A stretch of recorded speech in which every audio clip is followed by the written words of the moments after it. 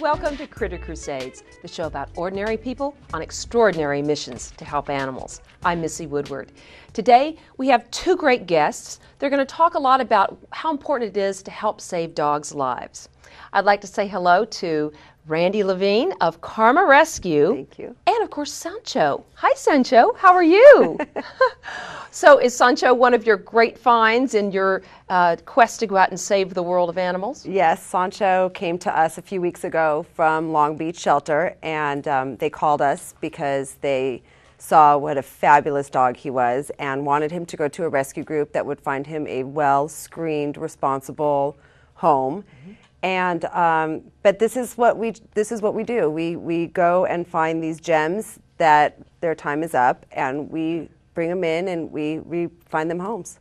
So Karma Rescue, what is the meaning of Karma Rescue? How did that come about? Karma Rescue started because of the word karma, and I believe that if you put something out there that you're going to get it back, and I believe that when we get these dogs in from the city and county shelters and we find them homes, that it makes more lives saved and more homes found. And so kind of like do good karma, give a homeless pet a home, and that'll come back to you.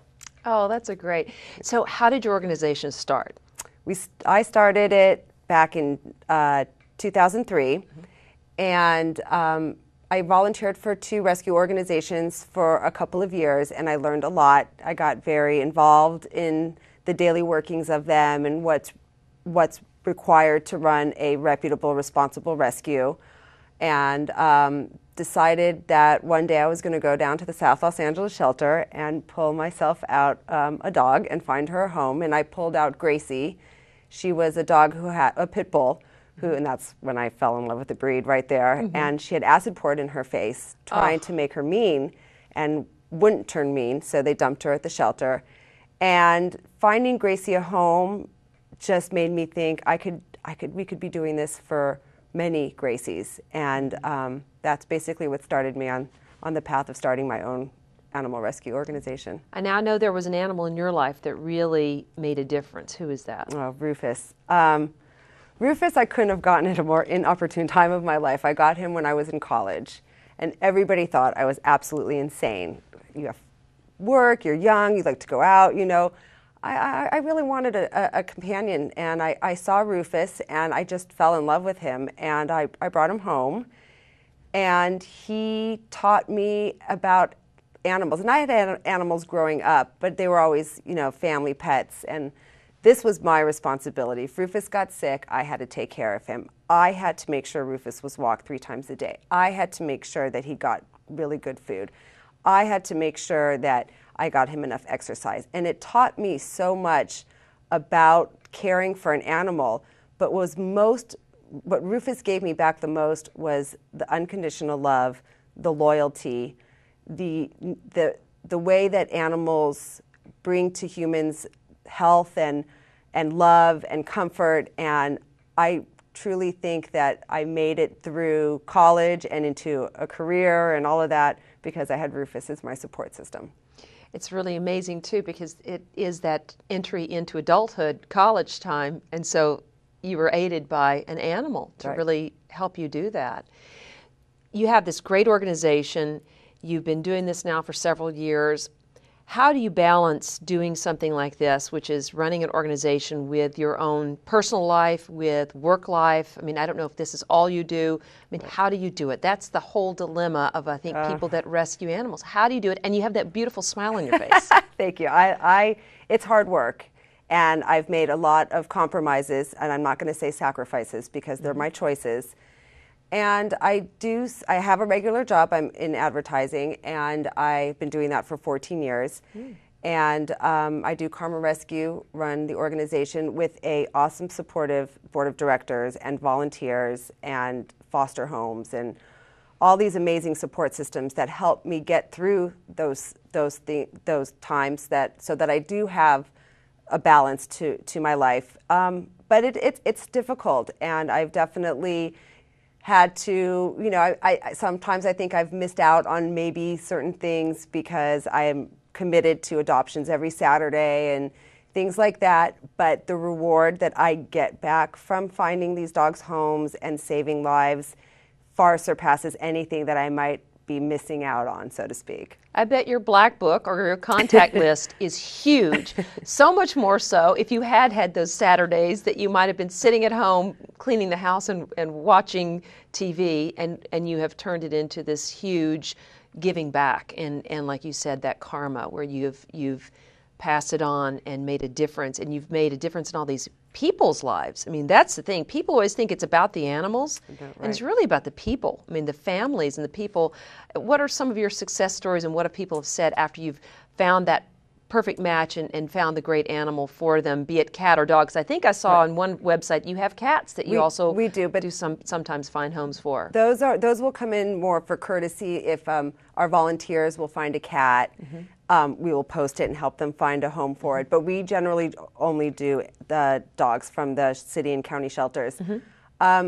Two stories, brief stories, is one of the first dogs I rescued from the South Los Angeles shelter. His name was Kona. And he was at my friend's house for foster, and we found him a beautiful home in Santa Monica, in this beautiful house with this beautiful family. And seeing where he started and where he finished, that to me was just the neatest thing in the world. And I just wanted to keep doing that over and over. And we generally do pull from the higher kill shelters as opposed to the lower kill, low kill shelters. We pull them everywhere, but we try to concentrate on the high kill shelters because those are the shelters that are really impacted with animals. The other story I wanted to share with you is about a dog named Canella that we had rescued, and she was from the streets, and this family had come to find a dog, and it was their first dog, and they had I think he was probably about 8 or 9 year old son, and they saw Canella, and they fell in love with her, and they told us this is going to be their first dog, and we made sure that it was a good match, which Canella was. Dog park dog, great with kids, great dog for a family. And the boy was really excited and brought her in for the home visit, and it went great, and we left her there, and we followed up and kind of held their hand because it can be very intimidating having an animal in your life for the first time. I'm sure we've all experienced that. Right. And the stories that I heard back from them, be it via email, was all about the relationship between this son and Canella.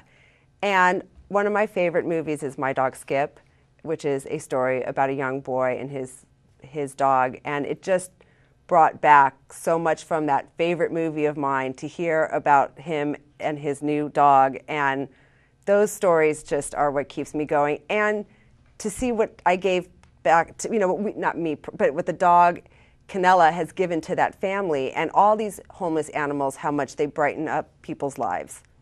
Right, and it does make such a difference for the families and for the children too, so they have that lifelong companion. Right. And, because then they move on, they go to college and the whole thing, and they've had this memory. So many people I know talk about the memory of their childhood animal, how important it was to them.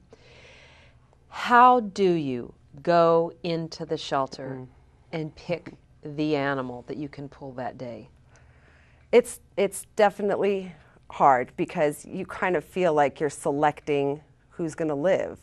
We try to do, well, first of all, we go in and we rescue the dogs that are going to be euthanized. So that's how we first start. There's dogs that are sitting in the shelter that times aren't up, and we always hope that those dogs get adopted by the public, and then we can save another one. So we get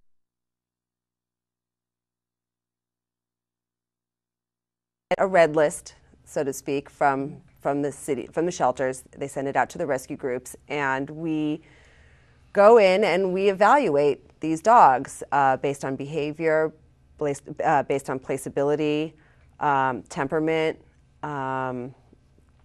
what we think.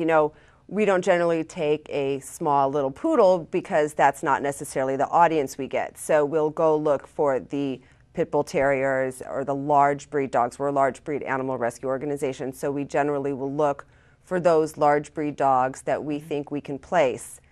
And it's extremely hard. There is no way that anybody walks out of that shelter without tissues and tears. I mean, You can't. You just can't, because you want to save them all, and you can't. It's just not possible. So, well, you have to know too that there's other groups that are doing the same thing you're doing too at times. Right. I mean, that is something that's hopeful. Definitely. Knowing that, I see that red list come out as well from the mobile pet adoptions and mobile adoptions from the shelter, and everybody's kind of alerted.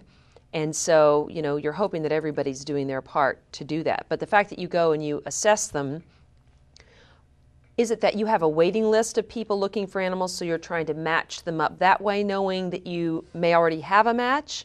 Or is it just also you're just going out, do you look at, okay, we've got these spaces open now we can fill them and take out new dogs? How does it work? It does sort of work like that, in the sense of when we adopt one out, we always replace. Mm-hmm. Sometimes we don't adopt one out and we still bring them in anyway, but and then we have to work our tails off mm-hmm. to get foster homes and things like that to help offset costs. And so but we don't have a line of homes. We don't have necessarily a lineup of people waiting for animals, because right now we have 40 adoptable animals that mm-hmm. We've tested and temperament tested and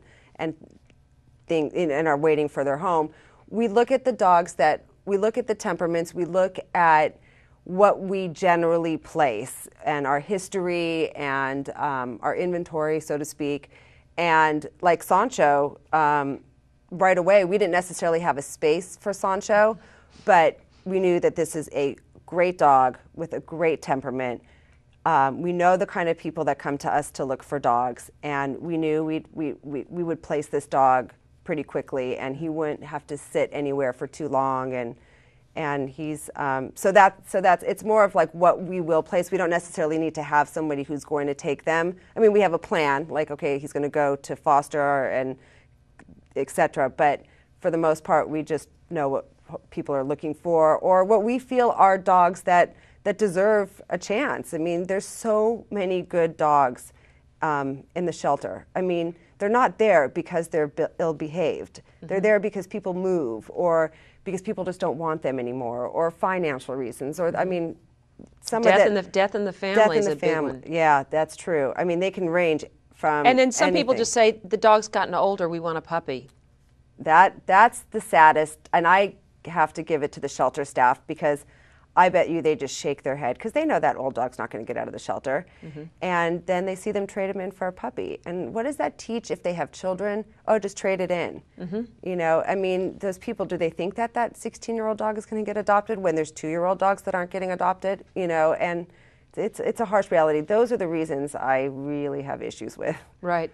We have some video, I know, of some fabulous dogs that you have helped. I'd like to go ahead and roll that, so when we're talking, people can see some of the fabulous animals that you've helped. And that's really important for people to see, these faces. When you see these faces of these animals, it's just amazing to know that they were going to be killed. Oh, yeah. Just because of the type of animal, just because of a myriad of things. People just don't know what to do with those animals. And so we'll go ahead and roll that and let people see about that, and we can continue talking about what are some of your programs. I know you have some great programs that you want to talk about. So tell me about one of your important programs. We have two important programs I'd like to talk about. One is our educational program that we've started and has been developing over the last couple of years and been booming. It's been phenomenal. We go to public libraries anywhere from West Los Angeles to Hyde Park, and we speak to the children. We always bring a dog in with us, talk to them about animal care, spay and neuter, adoption, how to care for their own pets that they might have in their home. And we've gone to visit a couple of schools. We just recently went to go visit a school for autistic children, brilliant children. And we had brought in a dog, and just to hear the questions they were asking, and just to see their faces light up when we walked in with a dog, and the questions were just amazing. I mean, these kids just love animals, and even those who didn't know animals wanted to learn about animals, and it all was this just positive experience. And then I went to boot camp for children who who get in trouble, Yeah. and talked about animals. And sad to hear all those stories of why they're in the boot camp. But when they would talk about their animals at home, it's as if their face light up. You know, they had a purpose. And we really are believer that the message starts with education. We can keep saving dogs and placing them, but something else needs to change. And we're a big, huge believer in first spay neuter always. Right. But that education is just as important. Mm-hmm. So if we can go out there and educate kids to treat the younger generations to treat our animals better, it's going to be a trickle-down effect, and right. less animals being abused, less animals being turned in the shelter, less animals dying. Well, I think as they grow, it's a new world now of more awareness. Yes. There's more educational things such as this show, the internet. People are getting the message out more, and they see more of this out there. Now, you have a great volunteer base. I know you brought 2 great volunteers with you today, too. How do you work with getting volunteers and getting those core groups of people that you can depend upon? The 2 volunteers actually that came today are also past adopters, and they've found out about animal rescue and what we do, and they wanted to give back. So after they got their canine companion, they'd come to adoptions and help transport dogs. They really wanted to help the rescue out, and they saw our needs for certain things and felt like they would want to for themselves also, you know, mostly also to play a part in that. And volunteers contact us. There's a lot of people who'd love to work with animals. So a lot of the volunteers we get are from people who contact us. Some of our board of directors are people that had found animals 5 years ago, and we helped them place it, and they've just jumped into the organization and got their feet wet and just kept going and going. Relationships I've had for 5 years with some of these people, and come every Saturday to adoptions and help us out, and even have grown into being board of directors. Oh, that's great. What other programs do you have? We have a great program called the Guardian Angel Program, and we started that about 1.5 years ago. And what we do is we take the volunteers based on their level of experience and being able to handle certain animals, and we match them up with a homeless dog that we have in our rescue. And it helps because it stimulates adoption, and they go visit these dogs on the off Saturdays or the weekends, and they take them out for walks. Some take them to Runyon Canyon and put a bandana on them and it says adopt me, and then they have all these people that are handing out cards, you know, this dog needs a home, this dog needs a home. Sometimes dogs that we haven't found foster homes for yet, that are in boarding, you know, take them out for a hamburger, a ride in the car. It makes a whole world of difference, and it keeps our dogs happy. Right. And that's and we also get to find out a lot about our dogs, about how they are on a leash, how they are when they go hiking, and their smiles that they get. And they always send pictures, and they send the funniest stories. Oh, you'll never forget what Brutus, you know, you'll just laugh at what Brutus did today. And they love it. The volunteers love it too, and and the dogs do as well. So it's a really good win-win situation. Exactly. So do any of the animals get adopted through that as well? I mean, is it sometimes somebody sees them when they're out in a different location, and then all of a sudden somebody says, hey, that dog's cool? Yes, that's 100% stimulates adoptions. And that was our reason for starting the program, was to get some more ideas and put them in different places. And, you know, a lot of people who do take them maybe hiking in the mountains where there's lots of other dogs, people thought, oh, I'm going to get a second dog. Wow, look how good my dog and this dog are playing together. Hey, how do I get to adopt this dog? And or people even it has helped bring people into the organization. Maybe they're not ready to adopt another dog, and the person starts telling them about the Guardian Angel program, and they're like, God, that's something I would be very interested in. Right. And then we get another Guardian Angel. So sort of like the big brothers, big sisters. They get to take them out on occasion, and then they get to spend time with them. That's exactly that's actually kind of mirrored after that mentor program. And very, very successful. And I can see, you know, obviously all nonprofits need support. They need people to support in all the different programs. They need to get the funding. They need all that kind of stuff. And it's the thing that it's keeping the wheel going. You know, everything has to keep going, and that to me is what's so amazing about people, especially like yourself, that found organizations. You know, that you start them, and you have to be the impetus behind the thing going, but you probably have really great friends and great people that are really pushing to make a difference. Now, I know LA is is chock full of pit bulls, and I know there's the Staffordshire, and there's all these animals. There is the bad rap against them. How do you counter a message about why these are great animals as opposed to the small breeds that might be biting constantly or whatever? What do you say to people to encourage that? We give statistics. Part of it, we will tell them that according to, statistically, pit bulls are second from the bottom out of 89 breeds from biting people. So there's a lot of these myths that are out there. So we try to debunk the myths first. That's probably one of the first things we do. What's the number one animal? I'm curious. Okay, but they're not, we love all animals. Right. But Labradors and Cocker Spaniels are statistically more biters. And the number one animal they consider the number one family dog is the Labrador. Correct. And I had one, so I mean, Correct. I know. And so it's interesting. It really is about the press. Right. It is totally about how the media is biased 100%. and everything. So I just wanted to bring that up because I had a feeling it was one of those, like one of those family dogs.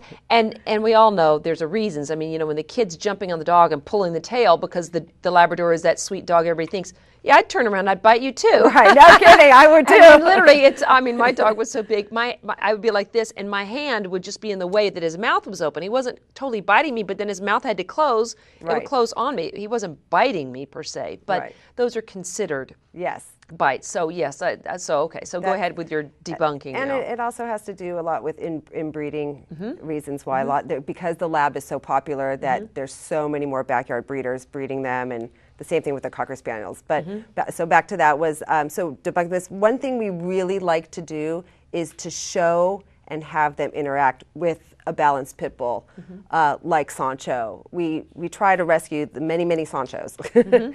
And we ask people, a lot of people just don't know, and they go off, ignorance, so to speak. And when we spend time with them, because we will spend the time, we don't just blow them off. Because, you're also not going to convince somebody who's already convinced a certain way and won't be open to learning or hearing the message. But those that are, we are so over them. We try to introduce them to pits, have them walk, have them talk to fosters.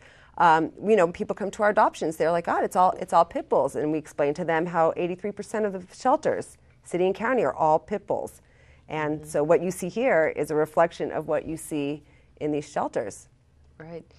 We have a few minutes left. I want to get out anything else that you want to let people know about how important it is to get involved. Let's say with your organization, somebody's seeing this or hearing it, they might want to get involved. What's so special about Karma Rescue? Well, we'll put you to work. That's a good one. We definitely will put you to work. We have lots of needs, be it from going out and finding foster homes is a big thing for us. The more foster homes we have, the more dogs we can pull from the city and county shelters because it offsets costs. So, and what is involved for a foster? Do you provide the food or do they provide the food? How does it work? We provide everything, food, medical, crate, everything, leash, toys. Oh, okay. But a lot of the foster homes actually want to do that themselves. So a lot of our foster homes do buy their own food or do buy the dog's toys and their dog. I got a new dog bed. It's like, oh, okay, that's cute, Right. But yeah, we do provide everything, and we just ask that they give the dog a safe environment and exercise and discipline and lots of affection after they get them exercised and they know what they're supposed to, what's expected of them. It's great because it really helps us transition into a home. It's so much easier to transition a dog from a foster home into a home rather than, let's say, from a boarding situation into a home. And these dogs get to live lives. I mean, they get to live life how they're going to live it once they get somebody else's. Right. And you have training available too, so that these animals can be trained somewhat. We're big on training. We're really big on training. Most I would say is that's one of our biggest concentrations is training. We only adopt out balanced dogs. So if a dog's not balanced, it goes to training and it gets balanced. We don't euthanize ever. So it's definitely, so if the dog isn't balanced, we spend the money and the dog goes to the trainer.